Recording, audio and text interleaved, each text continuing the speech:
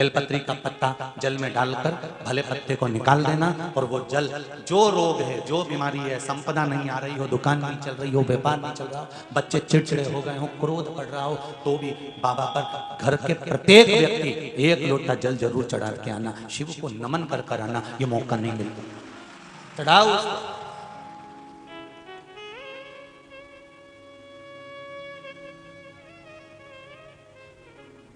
बैसाख के महीने में एक पकवान बनता है शंकर जी का। शिव जी के हाथ में त्रिशूल है, शिव जी के 3 नेत्र हैं, बेलपत्री में भी 3, बोलते जाओ, पत्ती है। बैसाख के महीने में जो शंकर भगवान को प्रसाद का भोग लगता है उसमें भी 3 ही चीज मिलती है। सत्तू कोई दूसरे महीने में बनता है? जम के तो बोलो नहीं। कब बनता है? यही बैसाख के महीने में। चने की दाल, गेहूं और जौ, इन तीनों को गलाकर सेक कर जो सत्तू तैयार होता है, इसी बैसाख के महीने में परशुराम जयंती के दिन या अमावस्या के दिन या पूर्णिमा के दिन शंकर भगवान को समर्पित होता है और भगवान विष्णु को समर्पित होता है। दुनिया के लोग कहते क्या होता है सत्तू से?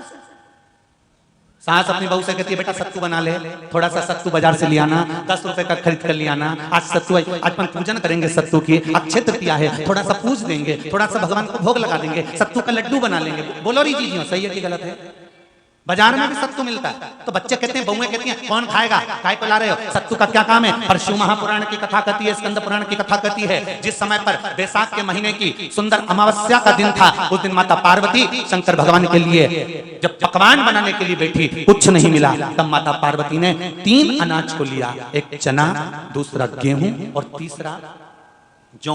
इन तीनों को भींग रहे थे, उसको लेकर आए गंगा जी में से, उसको सेक कर माता ने अंगीठी पर और उसका जो सत्तू बनाकर शिव को दिया। शंकर भगवान ने कह दिया, सुन पार्वती, ये सत्तू नहीं, ये मेरी औषधि है।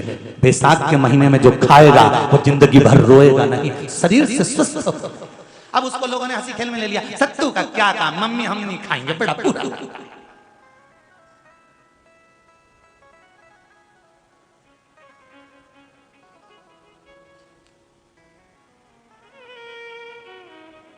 शिव जी का एक एक चीज। बैसाख के महीने में पियो बेल, बेल मतलब समझ गए, बेल का रस। बैसाख के महीने में पियो बेल और शरीर को रखो ऑलिव बेल, पियो।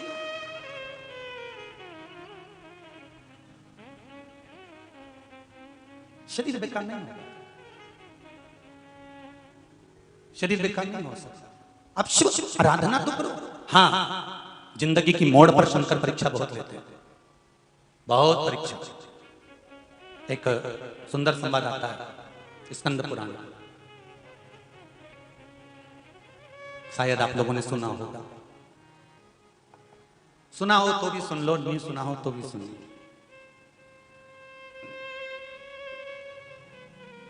कांति नगर में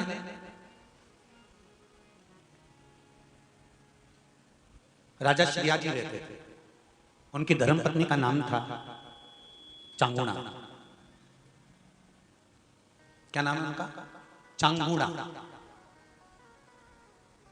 चांगुणा शिव भक्ति में लीन रहती थी, उसे शंकर की भक्ति के सिवा कुछ सुहाता ही नहीं था।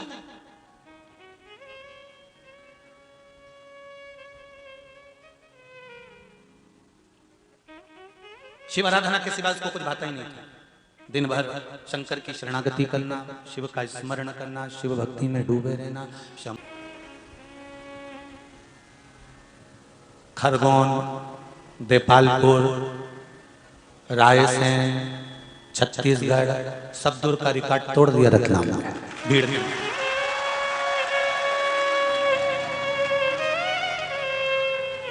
सारी जगह जगह की भीड़ के मामले में तुम लोगों ने तो क्या पता ठने ठनाए बैठे थे क्या भगवान कि टूट पड़ो,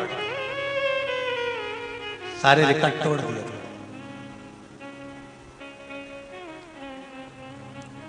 8 आज कोई कह रहे थे गुरुजी, वो गाड़ी में जो पुलिस बंदूक गार्ड लोग आते हैं, तो वो लोग कह रहे थे कि गुरुदेव, रतलाम शहर में गाड़ियां घुसना मुश्किल होती है जब शादियों का सीजन आता है, पर 1 बजे से 4 बजे तक पूरे रतलाम में धूम-धाम गाड़ी दौड़ रही है, क्योंकि सब दुकान बंद करके यहीं मिल रही है सब। और फिर कहूंगा, जो दुकान पर बैठकर कमाया वो पत्नी और बच्चों के लिए कमाया, एक दिन यहीं छूट जाना। ये 7 दिन की जो कमाई कर रहे हो ये खुद की है, वहीं तक जाना, छूटना नहीं है। आपकी संतान नहीं है, आपकी औलाद नहीं है, संतान नहीं है। और अगर आपकी संतान नहीं है तो आपके हाथ की भिक्षा लूंगा तो मैं भिक्षा लेकर जाऊंगा कहां? मुझे आपके हाथ की भिक्षा नहीं चाहिए। इतने में चांगुणा ने उस संत के चरण पकड़े और संत के चरण पकड़कर चांगुणा कहने लगी, देखिए बाबा जी, जन्म, मरण और परण ये तो 3 देवाधिदेव महादेव के हाथ में है।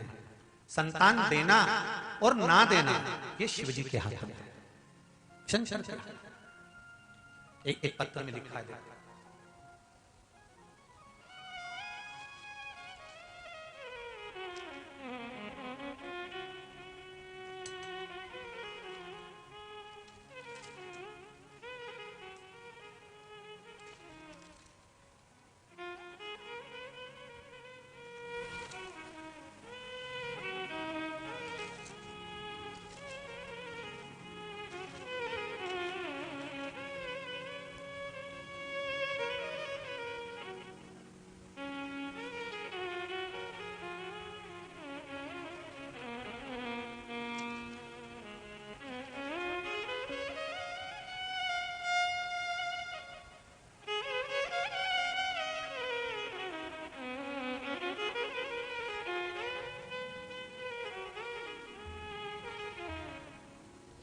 एक पत्र है, संतान नहीं थी 2014 से, औलाद नहीं थी। जिसने भी लिखा होगा पत्र,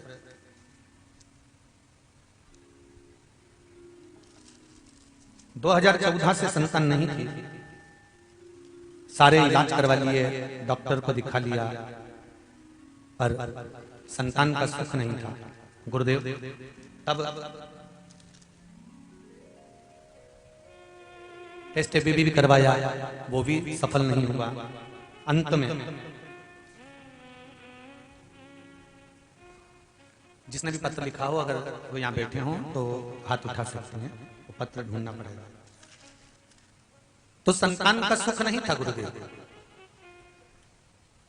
कई बार इलाज करवाया तो भी संतान का सुख प्राप्त नहीं हुआ।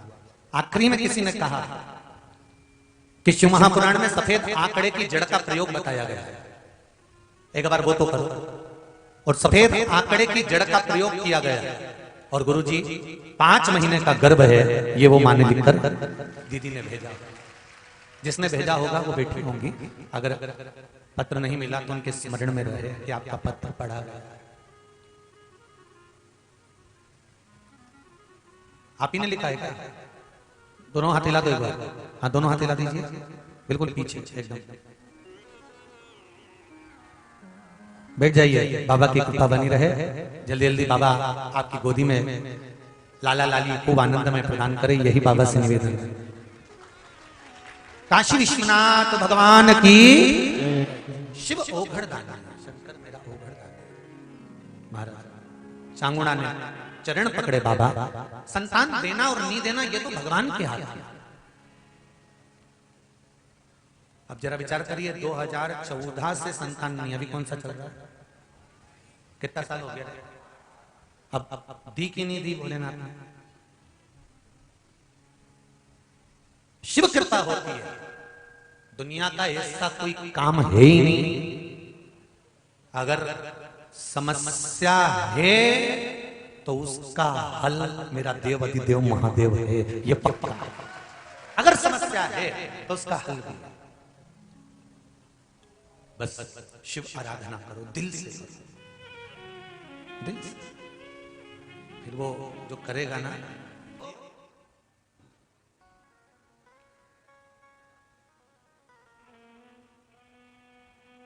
पैसे कमा कर लेकर आओ, सबसे पहले भगवान को दो। हम ये नहीं कह रहे कि तुम मैं छोड़ दो, पहले भगवान को समर्पित करो। प्रभु ये आपकी कृपा से आया है, लीजिए इसको प्रसाद कर दीजिए। जितने दिन ये लक्ष्मी मेरे घर में रहे उतने दिन मेरे घर में बेटी बनकर रहे और उद्धार करे मेरा और मेरे जीवन का। लक्ष्मी भी रखो तो उसको समर्पित कर कर रखो। समर्पित। जैसे खेत में मकान होता है और चूहे पूरी फसल का नाश कर देते हैं, तो धतूरा और कमल गट्टा हल्दी की गांठ के साथ जमीन में जिस जगह मकान होता है, कमरा होता है, जहां गेहूं भरते हो, चने भरते हैं और चूहे पूरा खोखला कर देते हो, तो वहां उसके आसपास में एक धतूरा, कमल गट्टा और हल्दी की गांठ जैसे खड्डा खोद कर गाड़ दी जाती है, तो चूहा उधर प्रवेश नहीं करता, क्योंकि वहां शंकर का पहरा हो जाता है, गण का पहरा हो जाता है। तो गणेश आएगा पर चूहा नहीं। उसी तरह हम भी तो कुछ अगर समर्पित करेंगे भगवान को तो हमें प्राप्त होगा। हम शंकर भगवान को दे रहे हैं। आज चांगुड़ा ने वो फल दिया भगवान शंकर को, वो फल की कीमत समझना कि वो फल कहाँ काम आया। वो फल चांगुड़ा ने दिया, चांगुड़ा ने फल उठाया, खा गई, गर्भ ठहर गया। 9 महीना 9 दिन में चांगुड़ा के गर्भ से संतान हो गई, एक पुत्र ने जन्म ले लिया। वो पुत्र इतना विद्वान था, इतना प्रबल था, इतना सुंदर था, जिसका वर्णन नहीं। माँ चांगुड़ा शंकर जी की आराधना करती तो पुत्र भी शंकर की आराधना करता। चांगुड़ा अगर पशुपति व्रत करती, चांगुड़ा सोमवार का व्रत करती, चांगुड़ा अगर कोई व्रत धारण करती तो पुत्र भी सोमवार का व्रत करता। अगर चांगुड़ा शंकर का अभिषेक करती तो पुत्र भी शंकर का अभिषेक करता। चांगुड़ा अगर शिव की आराधना में डूबी रहती तो वो पुत्र भी शिव की आराधना में डूबा रहता। वो जैसा मां करती है वैसा ही वो पुत्र करता है। और यही होता है, यही हमारे बच्चों को संवारना हमें, कोई दूसरा संवारेगा?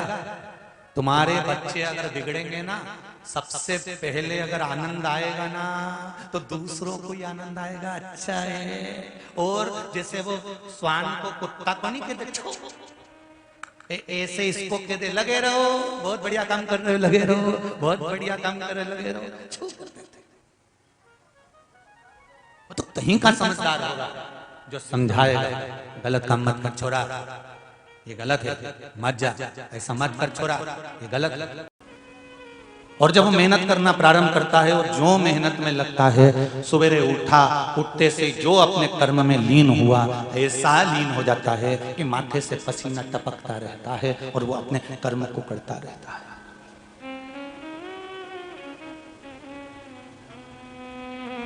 कर्म करो।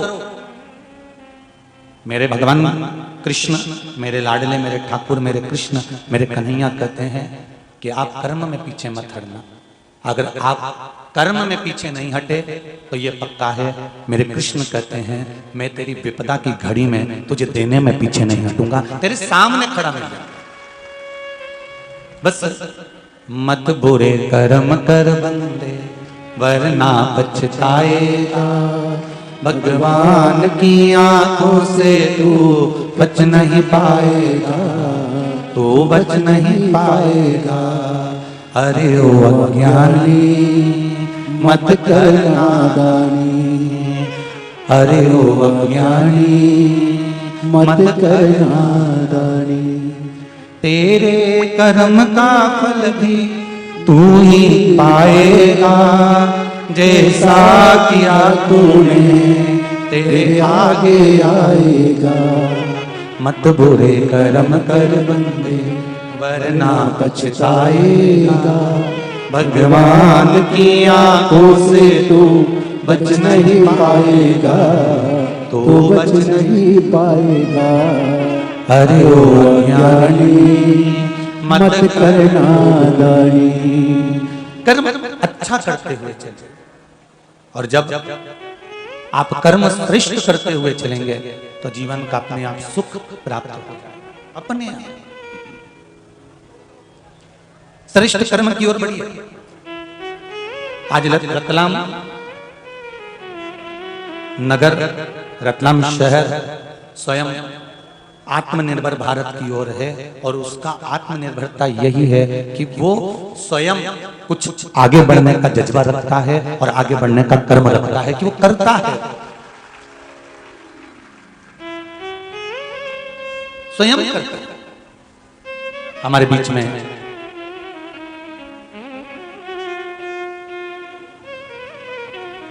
राष्ट्रीय महासचिव आदरणीय श्री कैलाश जी विजयवर्गीय जी पधारे हैं। एक बार जोरदार ताली बजाकर स्वागत करें। विजयवर्गीय जी का सबसे बड़ा आनंद है, जहां भी कथा सत्संग भजन कीर्तन का कोई निमंत्रण की जरूरत उनको नहीं पड़ती, केवल एक सूचना हृदय से अगर मिल जाए तो आदरणीय विजयवर्गीय जी हमेशा कथा के मध्य में पहुंचते ही हैं। एक बार जोरदार ताली बजाएं आदरणीय।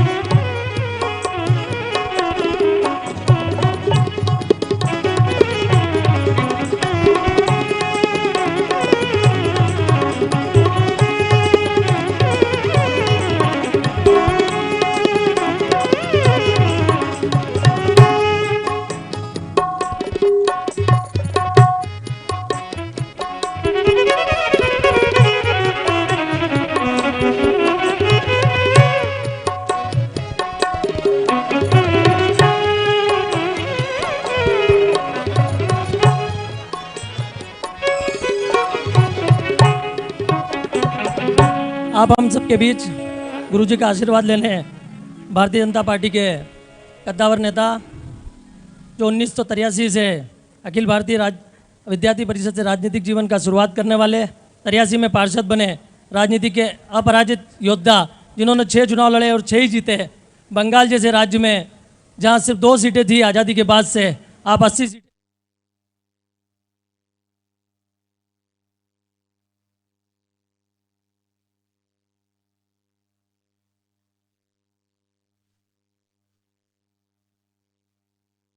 सम्मान में कुछ शब्द गए और 1-2 भजन भी सबकी भावना है। जी भजन थोड़ा सा पीछे हट जाओ, थोड़ा थोड़ा